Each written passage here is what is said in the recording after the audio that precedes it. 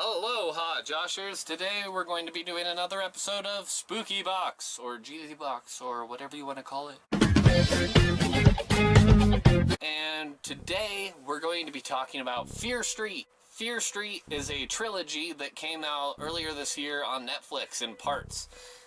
Being a trilogy, there's 3 parts. This is actually based off a young adult version of Goosebumps, also written by R.L. Stine. This was meant to break into a different audience.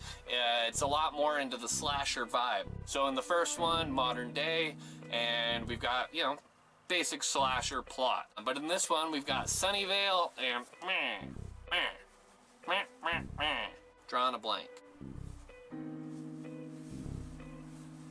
The other place. Basically, there's part of this town, or the sister town, however you want to call it, that is doing really well, and they're doing really well as a result of this other town being regularly slashered.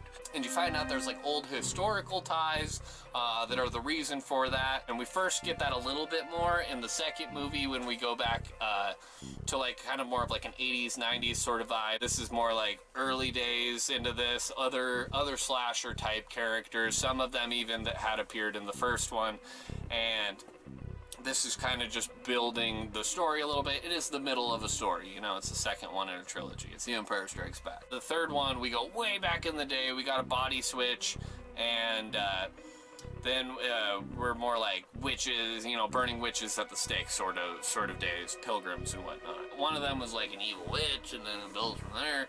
And they like have to connect all of the witch parts back together to stop it and burn her, and then they did. It's good. It's 3 movies. They're all pretty good though. They did a really good job on this. One thing I will say is it's already a trilogy. They pumped out that trilogy and they did a really good job. However, they've been talking about doing an expanded universe with it, and I am a little bit skeptical of that just because I don't want to see 50 Fear Streets. It's already covered a lot. Just do another story. Do something else. James Wan knows. He does 1 to 2, and then he's out. I doubt he does the third Aquaman. I doubt it. I'm calling it now. I do recommend these though. I love my Goosebumps. I love my R.L. Steins. These were great slashers, great modern slashers too, because they obviously just came out this year.